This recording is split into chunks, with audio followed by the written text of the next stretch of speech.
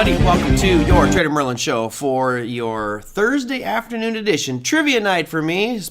Normally I do 5 rounds of trivia. I'm going to do 6 for tonight. Should be a good round. Anyway, maybe tomorrow I'll do some trivia questions for you. Have some fun with that. Do my leftovers from the trivia that we did tonight. All right, let's talk about the elephant in the room, or the bull in the room, if you will. We have a rip-roaring market, and we've got a pretty diverse group. I see I got San Diego, I got Boston, I got Kansas, I got multiple from Kansas. Sid and Joaquin from Kansas. I got Cape Canaveral, Florida, Waco, Texas. Man, you got a big group at Atlanta. And then, of course, San Diego. Sunny San Diego. I'm hoping it's going to be a great weekend for sunshine out here. Anyway, let's talk about this Bulls dominate Wall Street, just because it just seems so crazy and how bullish it has been. Odd that it is as strong as it is. So I'm going to start at the bottom and work our way up to the top. We're going to start things off with the crypto space. I have not modified these lines on Bitcoin at all. You guys notice that I've been talking about that 26,666 mark on Bitcoin. It said if we get below that, we'll probably drop down to the next area of demand, which is 24,545. And notice we are a couple hundred points away from that. So I think it really could drip back down and get to that 24,000 mark. After that, I think it's a little concerning for those of us who are long-term bulls, because you notice you don't really have anything to help support from a demand perspective, a further decline from 24,000 all the way down to about 20,000. So it's on the radar. I don't want it to happen, but there's so much negativity going on, and Gary Gensler and his army of politicians trying to attack crypto could certainly push this one lower. So Bitcoin on the day down 2.07% to 25,365. Not looking good, but again, I'm definitely thinking long term. We got New Arkansas. That's right, Thomasina's Arkansas. I got New Jersey in here. Big Ed says nothing wrong with the Bulls. I don't mind the Bulls. As I mentioned on yesterday's show, I told you I had opened a position. I bought some puts on the Qs, bought some triple Q puts, and I was like, I didn't go in heavy because I really just didn't feel that confident in this overhead supply level, which we're going to get to in just a second. And within $2 of being stopped out on the triple Qs for me today, most likely I'll get stopped out tomorrow, but we'll have to wait and see. Just letting the trade plan follow through, and if I lose on it, it's okay. I got to find risk. If I win on it, even better. So that was your number 8, since I got to get used to our number convention here. The 10 years, you can see today, actually had a fairly nice slide. We were actually rolled into, let me see real quick. That was, it always messes me up because the rollover for the bond market's a little bit different. So yeah, we had a pretty decent down day for the 10-year, although right now it's showing no change whatsoever. But you see we had a pretty nice red candle here today. I will give you the percentage declines for that 10-year off of yesterday's close. We declined 2.24% on the 10-year, or roughly 1.9%, excuse me. So all in all, not too concerning. The 10-year is kind of just traversing sideways as it has for some time. As we hit our head against this 3.82 mark, the more that does that, the more inclined I am to believe we're going to rally back to the upside here. But since the Fed stopped raising rates, at least temporarily, that doesn't help my argument that we'll see the 10-year continue to rise to the upside. But we'll wait and see. I'll show you the FOMC Fed Funds futures here in just a second. Dollar index down 0.83. Part of the reason you saw a nice catalyst in our markets. And I reiterated this many times. Just going to keep this picture here. It's making a descending triangle now. It did not make a higher high on this right-hand shoulder. So the head and shoulders is still in effect. So we'll wait for a break below that blue line. A close below that would be better. And then maybe we see some follow through on the dollar south side. If that happens, then this graphic I'm going to show you here might stay there for quite some time. Because if that dollar drops below 101.50, you're going to start to see more and more money pouring into the equity markets. And a lot of that was driven by data, which I'll show you today. Today was a very good data day. Let's take a gold. Here's your gold chart. It shows up 0.08%, but really the interesting part for me is that long bottoming tail into that low that we saw going all the way back into the end of May. Tiptoed right into that area of demand, which was shorter term, and then rallied right back up and gave us a positive close on gold, which is surprising. You also saw with silver. Let me bring up SLV. As you guys know, I have a lot of silver, and I've been selling calls against my position. I actually have the $22 strikes for the calls because I got some good premium on that. I'm hoping tomorrow we end up right here. Let's just hope I get a flat day tomorrow on SLV. Close at $21.99 would just make my day, so I could sell maybe the 23 puts or 23 calls for the next 30 days. And yeah, silver, all in all, a decent day. Recovered a lot of the losses just like gold. All right, top 4, Russell 2000. It's indexes in one commodity from here on out. Today, technically nothing really noteworthy from the Russell other than it was up 0.67% off that really aggressive sell-off yesterday from overhead supply from early March. As you can see, that top red line goes all the way back to March, and we rebounded off that. So we'll see if we can challenge that on tomorrow's session if this momentum continues to move to the upside. Podium time. And yes, I'm going through this quick, and then I'll dive into your guys' questions. Here's your S&P. S&P dead center of that overhead supply zone that we mapped out. I will zoom out so you guys can see that one mapped out a little better. All right, so not the greatest zone in the world, but it's the last real turning point you see until we get to those highs from April of 2022. So all in all, you know, I still contend that we should see a pullback in our indexes here. I put my money where my mouth is on the Qs. I was thinking maybe doing the S&P, but I think I'm going to wait on the S&P, and I'll just keep that one NASDAQ one because, as you can see by this chart here, NASDAQ broke above that level, but I'm not doing it on the NASDAQ futures. So NASDAQ futures well above it. My trade was based off the triple Qs. So, you know, the high point that you saw back here, this high candle, was 371.83. That goes all the way back to March 29th of last year. So I told you on yesterday's show, my stop loss on this bad boy was 373. Put that line right here. And we got very close to it today. You can see the intraday activity got very close to it. Our high intraday on the triple Qs was 371.77. So I've got $1.23 left before it triggers me and I close out my put position. So I don't want that to happen, but it is what it is. As you guys know, I don't win all the trades, and just being transparent, letting you know where I'm at on this one. I'd rather talk to you about a winning trade in this case, but I have a feeling we'll just end up having a losing trade on that one. But I will wait and see for tomorrow. So that was your number 2, was the NASDAQ, which is up 1.12%, just looking really, really bullish. I have a theory behind why we're seeing so much bullishness, but I'll tell you in a minute. And finally, crude oil with a nice bounce, but let's be honest, it's just had really tremendous volatility over the past couple of months. I mean, you're talking huge up days, huge down days, and that's just the nature of the beast with crude oil. It seems it just comes with the territory. We're up 3.68% today, closing at $70.78, so holding those lows right around 67.50, which, all right, I'm good with that. Let's hold those lows and hopefully get a little bit of support here and then pop to the upside. So that's it. It's funny, I actually have the German Shepherd in the room today, and he hates when I talk loud. And he's just trying to get out the door. You can go outside, bud. All right, let me go to some of your listener questions in the chat, and then I'll dive to the ones I got in the, hey, Kevin, good to see you. That has been quite some time. Hope you're doing well. T. Huma says, do you think there is a correlation for the bull market rally to the low PPI and high CPI reports? Low cost for producers, high cost for consumers. Well, they were both contracting, right? But there was a difference between them. Both of those were showing, well, PPI showing negative, and then you did have CPI positive. But it's the drift down in those that's important. So I think, to your point, if you have the cost of producers dropping and consumer costs are dropping but not at the same clip, then that does bode well for the producers, right? That they'll make more money. And I think long term, we just have to know that that's generally what's going to happen, is the producers are going to make more money anyway. I think what it's really a reflection is a couple things. So with that said, let's look at the economic calendar for today, just because I think that the move we've had certainly was based off the inflation. It was based off the Fed pausing, because now all of a sudden they've taken the foot off the brake, if you will, at least let up on the brake pedal being raising rates, gas pedal would be cutting rates. So they've taken their foot off the brake pedal, which is great if the car is the economy, and moving forward, you've now taken away some of the resistance for future upward movement. Now, if we look at the economic calendar today, I'm going to go through a few of them here, and then I'm going to go through one that I have a feeling most of you do not look. And I'm going to actually, I'm going to start a poll here. How many of you, one second. Oh, I always type this thing and there's nothing going on. How many of you look at, all right. There you go. I'll leave that in there for when we're ready. Here's your economic calendar for today. So we had the main refinance rate going on for the European Union. That was in line with expectations, even though a lot of places are stopping the raising rates. The ECB said today, we're going to raise 25 basis points. So here is your chart of what the ECB has been doing.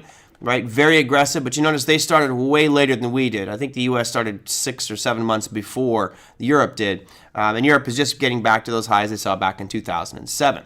So that was no big deal, in line with expectations. Now here's where the good stuff happened and why I believe you saw more catalysts for today. You had your retail sales numbers, which I will click on the charts here so we can see the retail sales numbers. Its previous month was 4%, or 0.4%, excuse me. 4% would be amazing. We had a 0.4% increase in the previous month. They were expecting a contraction for this last month. Well, it actually came out as a positive number in 0.3. So while it's down month over month, it's nowhere near the expectations. That means economy doing better, consumption, that means revenue, earnings are going to probably do better. But that's just one little component. The other piece here that's interesting is the Empire State Manufacturing Index. And really, it's just a barometer of what the sentiment is going on in the Empire State area. And yes, I know what you're going to say.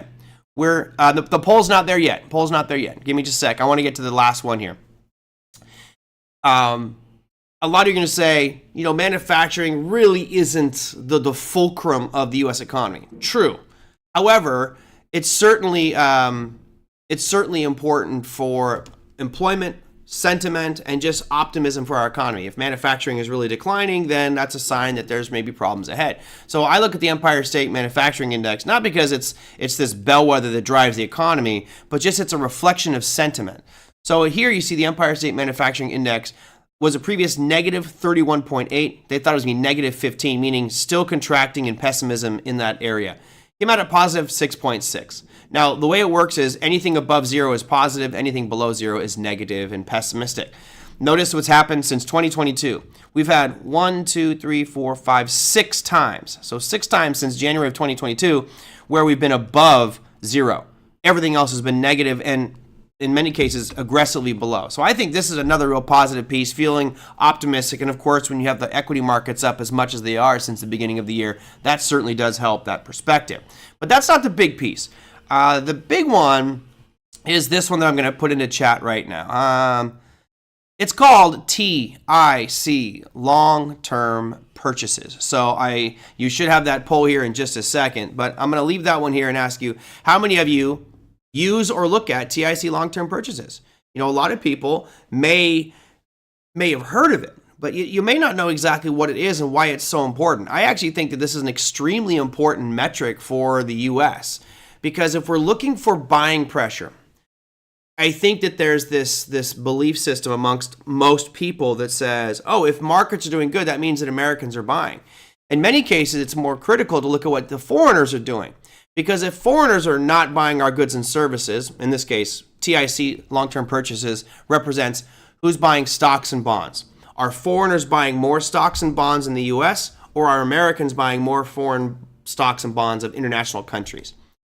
That number we want to see positive, right? What a positive number on TIC long-term purchases means is that foreigners are buying more U.S. stocks and bonds than Americans are buying foreign stocks and bonds, if that makes sense. So, wow, I love it, Lisa. After all the shows I've done and all the shows that you've been, I've finally got another piece I get to teach you. So this is a great one. I'm going to end the poll here real quick. I'm hoping everybody had a chance. I'll let you guys rush to get that poll. If you haven't looked into your chat, you'll see the poll there. Let me bring up TIC long-term purchases. So here you see it, 1 p.m. today, TIC long-term purchases. Now, this is not like this isn't one that when that announcement comes out, you're like, oh my God, huge market catalyst. Nothing to do with that. What you want to see here, though, is are people buying more goods or more stocks or bonds in America? And the more money that pours in, the better it is for our markets. I think you'd all agree. If you look back here, let me zoom in on this graphic here. If we go back to March showed a number of 31 billion. That means that foreigners purchased $31 billion more U.S. stocks and bonds than the U.S. people purchase international, right? That's very simple. Look what we are at today, right? We're at $128 billion more. Since it's a positive number, that means that foreigners bought more U.S. stuff than U.S. bought foreign. If it's negative, which we don't want to see, that could be a real sign of economic contraction. So this is a real positive sign, and I think it's one of those unsung heroes because what it's telling you is there's a lot of money pouring into U.S. equity markets and bonds. So let me go to the survey here. End poll. Only 8% of you look at it, look at TIC long-term purchases. So this is a good one. This really kind of gives, if you're looking at you go to the doctor, right? And you go to the doctor and you go in for a broken leg and they check your blood pressure, check your heart rate, all this stuff.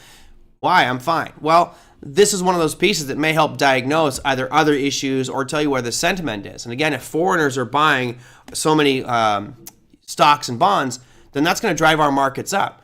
So when we look at these charts, we have not that one because crude oil has not been doing very well. But look at the S&P or the NASDAQ. This is the NASDAQ's one of the prettiest charts you've seen in quite some time. And it's, again, trend is your friend to the bend at the end. We've had 6 consecutive days of big moves. In 1 week's trading activity, actually 6 days would be more than 1 week. But if you go from the very bottom to where we peaked out today, from trough to peak, NASDAQ is up 8.31% in 6 trading sessions. That's pretty good. It's averaging over 1% a day to the upside. Now, I think we'd all agree. Skilled, I don't know why. I actually did the final poll and I submitted it to chat. So 26 people voted.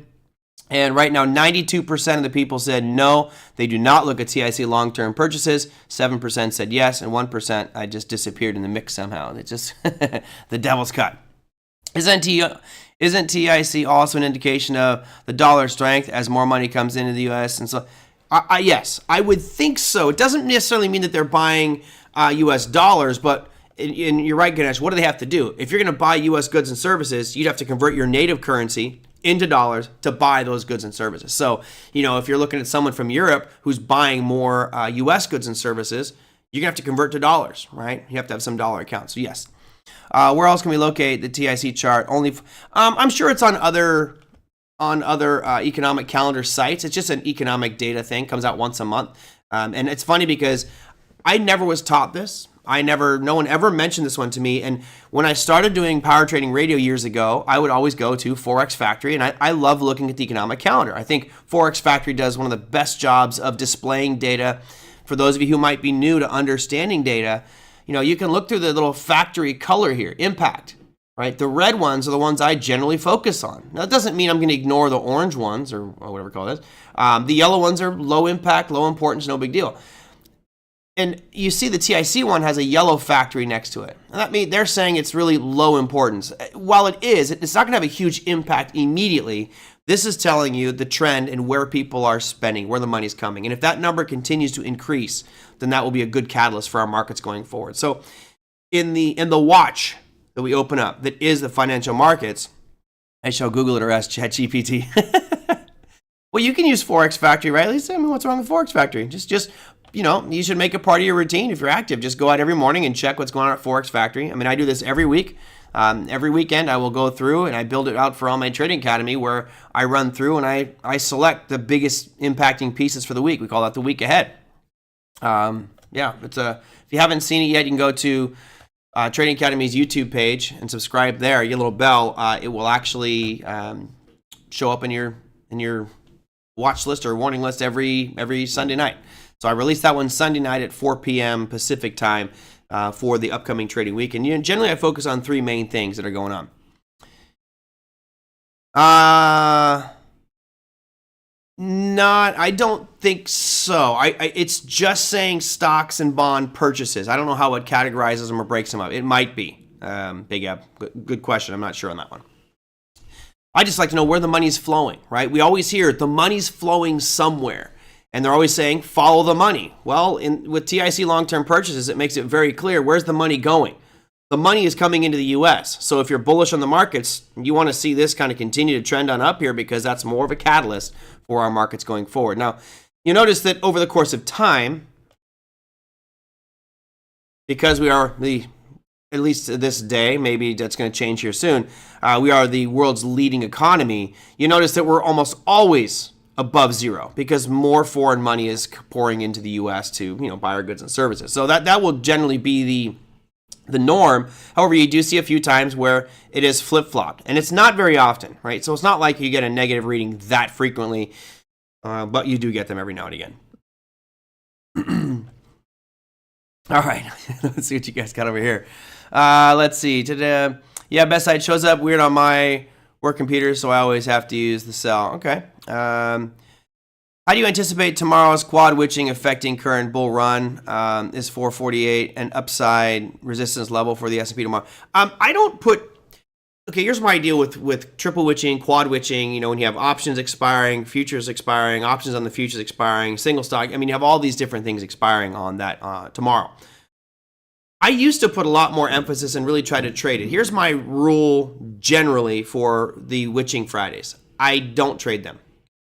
And the reason is, for some reason, I've had bad luck. I know it in my trading. I don't trade well on the triple and quad witching Fridays. Why? I don't know. And maybe it has to do with institutions holding prices at certain strikes because they stand to lose a lot of money if it gets above or below specific strike prices. But man, I feel like sometimes the trend will be nice and all of a sudden it just stops. And I've witnessed on level 2 screen, institutions just holding it and forcing a stock to not go above a certain price. And I don't know. I feel like that it messes with me. So I won't be trading tomorrow. I may open some put option positions for the next 30 days. That's it. No, I don't use max pain theory, Saba. I look at the price charts and let the price charts tell me max pain and or the maximum pain in the market. But I also like to look at who's on board and who's not. If you look right now at our current market chart for the NASDAQ 100, what do you guys think? You tell me. Do you think that more people are on board the NASDAQ or are off board, meaning they're staying on the sidelines, right? That to me is an important factor. So in this chart, I think it's abundantly clear that people are on board, right? People are probably loading the boats and ripping this thing to the upside. Great. At some point, it'll have a significant correction.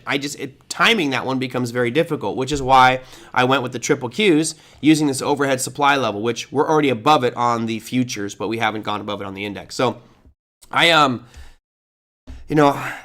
like going the opposite direction, counter trend. And right now, it feels like everybody's long right now, which is fine. Great. I think the markets are probably going to continue this trend until they don't. So it's simple as that. But I do expect there to be a little bit of pullback, and I'm hoping I can capitalize on that. But that kind of is how I analyze pain, is how are these markets moving? Who's on board? What's the trend look like? We haven't had climactic volume, which is unfortunate. I wish we had really high spikes of volume today, but we didn't.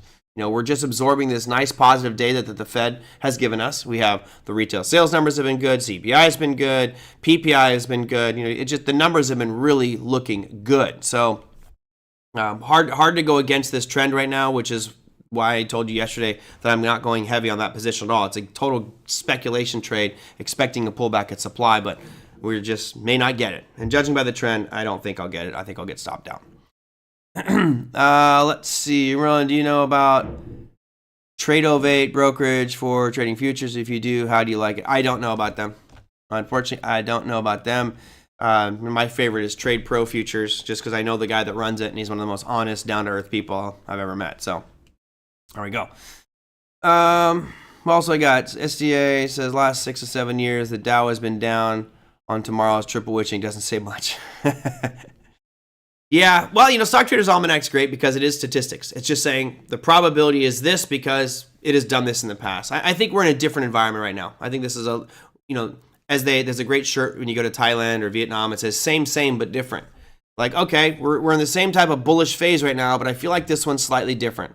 And the reason I say this one's different is because of what's been going on with the interest rates and inflation issues, right? So we're fighting this battle right now, and the markets are really optimistic. The market, in my opinion, are pricing that inflation is done and we're headed for another huge bull market rally. That's what these charts look like. I don't think we're there yet. I really don't think there.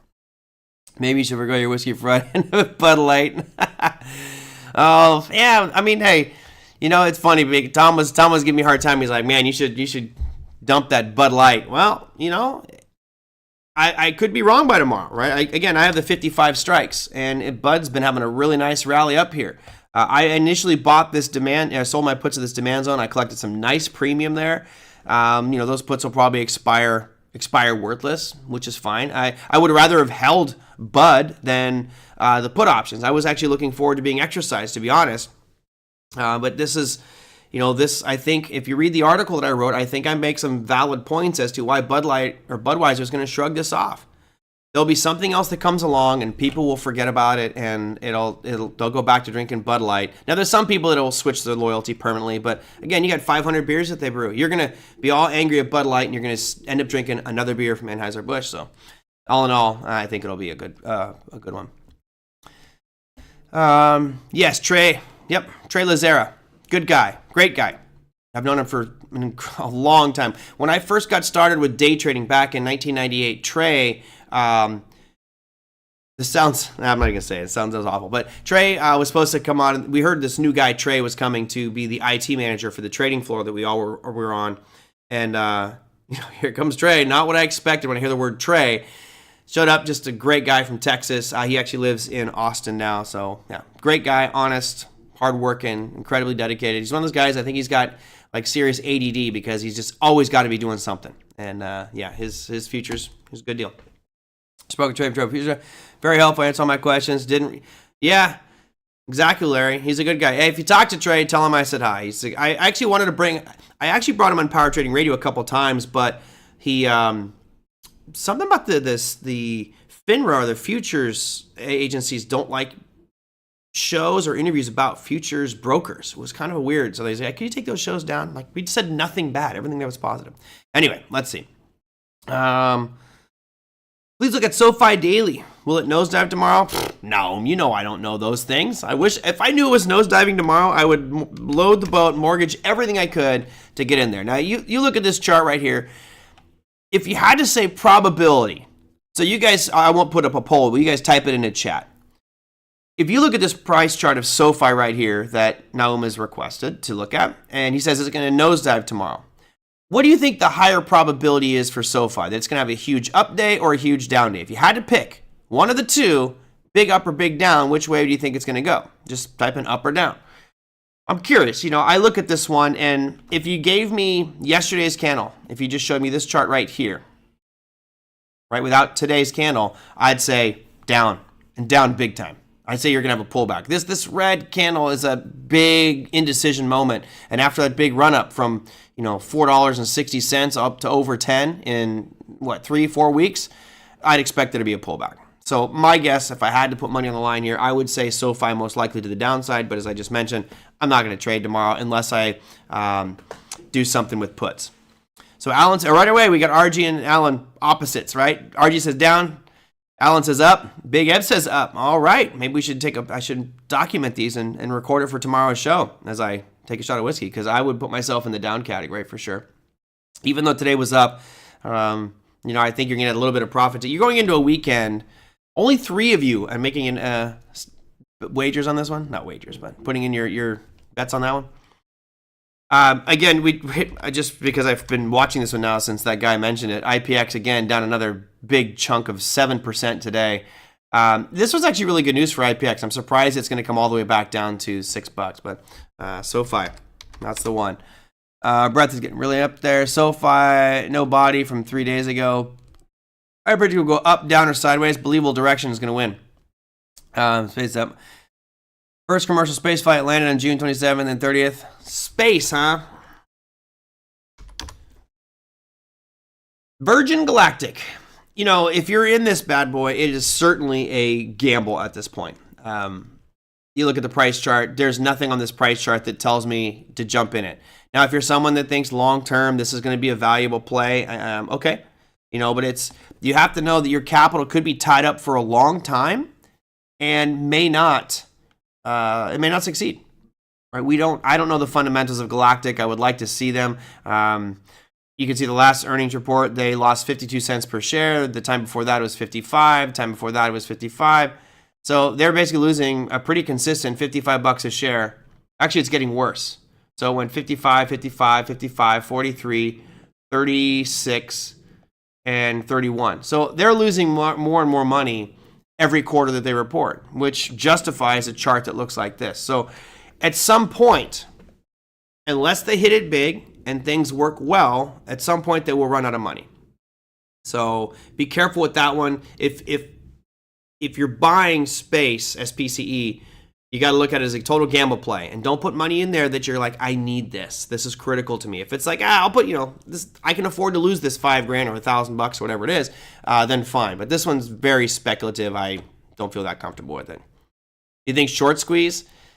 While generally I would agree with you with short squeezes, I don't know what the short interest is on this one. Let me see if I can find it for you guys here real quick.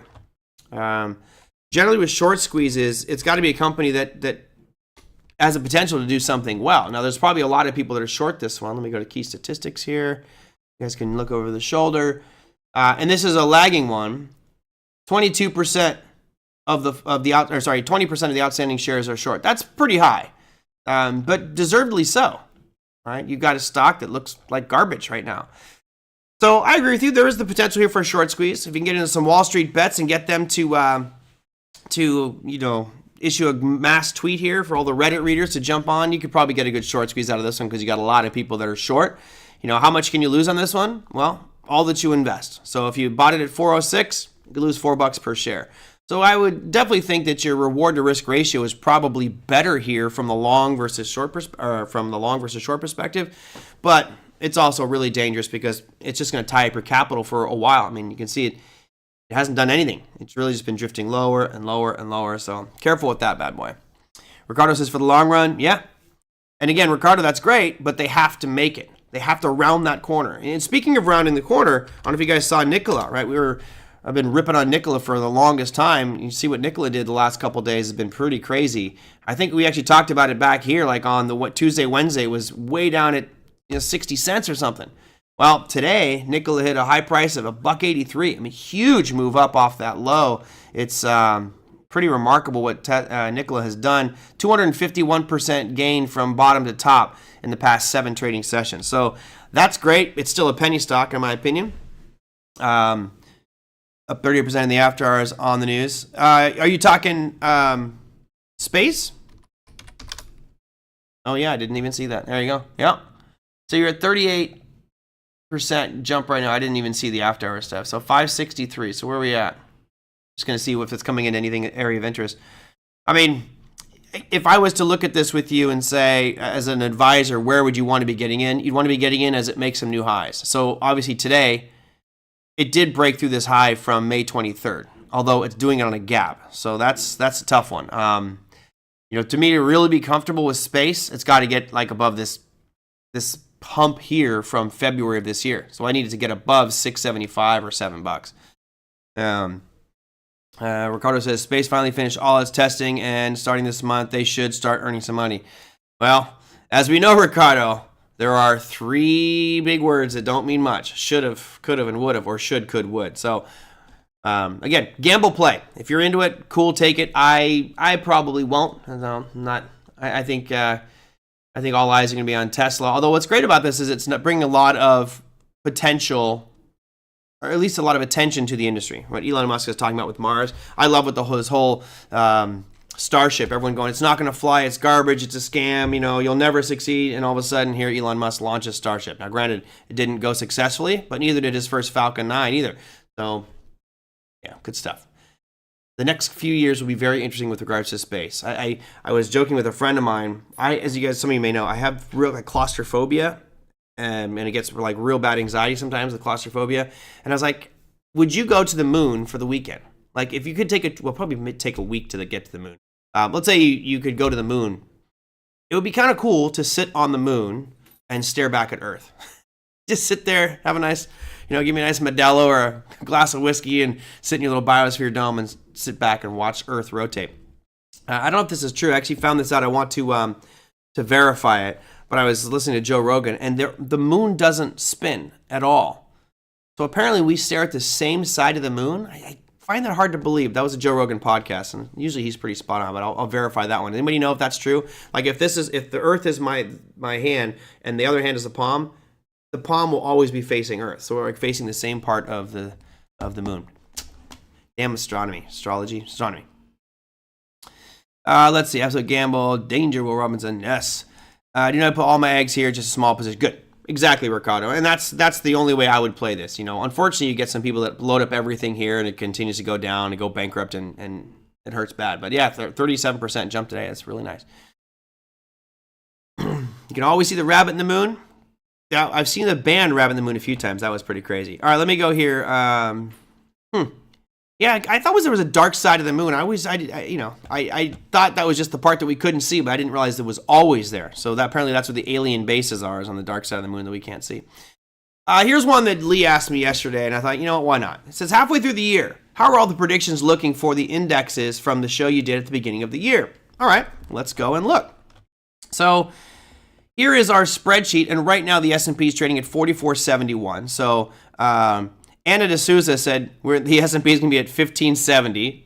Options merchant, I think you were in here. He said 2408. That's pretty low. California, I see you said 2568. Let's see, where did I put? Mine was 3901.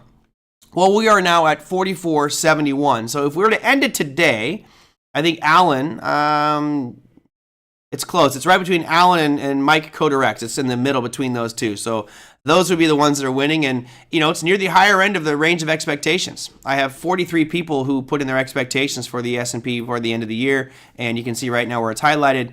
Oh, it's kind of hard to see the whole. There's the whole list. So it's definitely the upper portion, which bodes with my theory. First quarter positive, second half flat, and then we'll start to see it drift down. But man, judging by the way this market's going, I could be wrong. We might see Mike LaRusso here with his 54.50 mark celebrating by the end of the year. So I see a lot of names in here. I know we got Believable Direction. Mike LaRusso's in here. You got some bullish S&P people out there. So there you go. Thought I would share that with you as we're halfway through the year, but making a forecast for December and worrying about it halfway through the year doesn't matter at all. Doesn't make a difference because it could be all go haywire by the end of the year. Let's see. I gave you what you did, Big Eb? 44.80. I think, did you send two? Well, maybe you did. I thought I had them all in here. All right, I trust you. So I'm gonna put in here. You probably did. I got so many emails when I did that. You said 44.80, so I'll put 44.80. So okay, fine. Big Eb wins. At least for now. I'm gonna verify. I'm gonna go check your email to be Big Eb, just to make sure. But I'll put it in there. Okay, because I remember putting everybody's in there. But anyway, Tom said it spins at the same rate as it rotates around the Earth, so the compound of the orbit and rotation has the same side facing us. Right, but it spins around us. It's not actively spinning. It's like floating around it, but it's not. There's no axis where the moon is rotating like this. It's just kind of staying stationary, but it rotates with us, so we see the same side. Anyway, all right, cool. No one. Let's see what else do I have here. Lisa says I'm a bit off my prediction. Lisa, it's not that bad. You're closer. You're closer than me, right? You said 41.20. That's easy. That's only 300 points away. That's not much at all. If bad data does come into the equation, inflation starts to kick back up, or the impacts from these interest rate hikes really start to impact businesses, then you might be spot on. So you got plenty of time. Don't worry about it. All right. Two questions that came in from one individual. Linda, who I think I'm going to see at Trivia tonight. Linda says she's coming down to Trivia. Great. Mr. Merlin, does that mean that you wouldn't buy Tesla at current price? That is correct. So when we looked at Tesla's chart, I don't chase. Right, I'm the guy who I don't like chasing at all. I will go play the pullbacks, or I'll short or go long in supply demand zones. That's pretty much what my MO. So that question was sent in yesterday when the chart had this green or red candle. No, I would not be buying Tesla. If I was to do anything, I would find a demand zone that's much lower, which I don't see any great ones here, and I'd be selling puts against that, hoping to own it at a lower price. But I wouldn't buy right now. I feel like that. You end up chasing something. And it's not to say that something can't go higher. There's a real simple mantra that says buy low, sell high. Duh. Well, buy high, sell higher is an equally good one, right? However, I am with a buy low, sell high. I want to buy something as it comes into demand. I want to make sure I have a higher probability of that trade working, and I'd rather buy something cheap as opposed to right now, if you bought Tesla, you're paying a high price. Right, you're paying $255 right now for it. Well, that's not to say it can't get to 300 or 400 or 500, but I'd rather drop back down to 220 and then buy back in. It's my inner frugalness, and I'm not worried about if I leave some money on the table. No big deal. No, Believable Direction. You can't change yours now. I'm going to verify Big Eb, so don't worry. He's not going to get a free ride here. Big Eb knows better. Plato says, is Adobe big enough to help keep the pump going? Great earnings. Tesla so finished strong. 3 triple witchy. No, I don't think Adobe is big enough to really have a massive impact on the markets. We could look at the NASDAQ 100 and see the weightings there. So real quickly, let me bring this up. What time we got? Holy cow, time flies. Let's go SDAQ. NASDAQ 100 weightings. There's a really cool site that does this called Slick Charts. So you click on that, and you look at our big guys here. These are all influential. Microsoft, biggest component of the NASDAQ right now at almost 13%. Apple's at 12, Nvidia's at 7. You scroll down here and you're like, oh, Adobe's number 12 on the list. Yeah, it's 1.45%. So could it have an impact? Sure, but it's not going to be much, right? This is not a major heavy hitter. No offense to Adobe, and I love their products. I think their Photoshop, their new AI stuff is unbelievable. Did you guys, I'm hoping that some of you saw the new Adobe commercial and what you can do.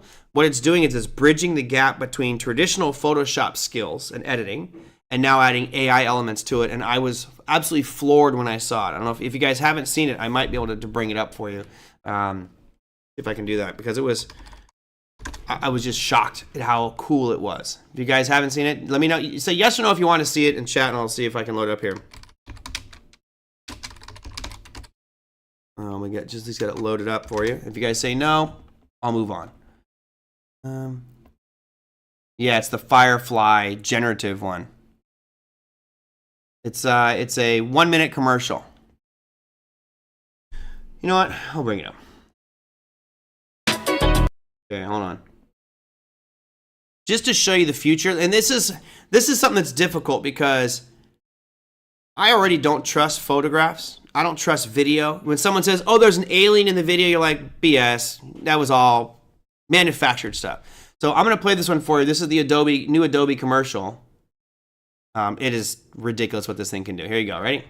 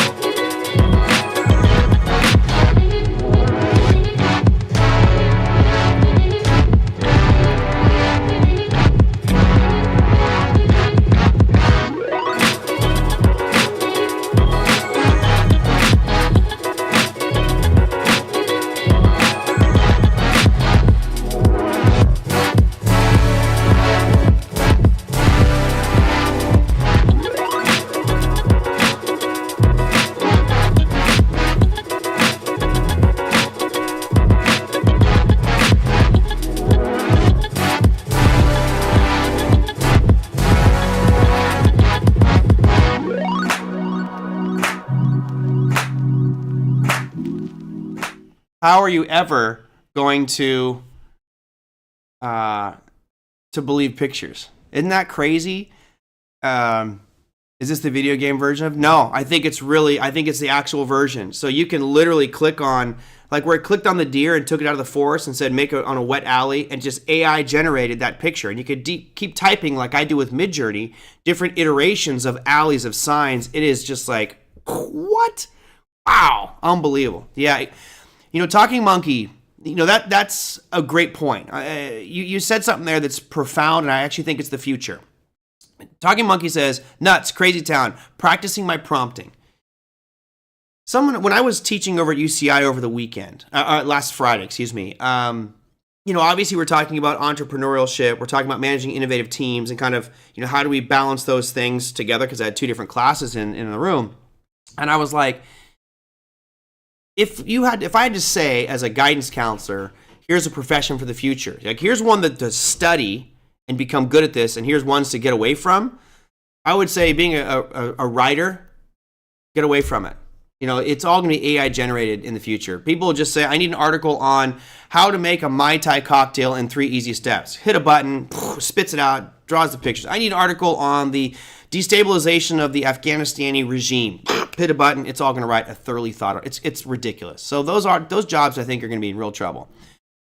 It's the data inputters, it's the prompters. You will have degrees in prompting. I feel it coming.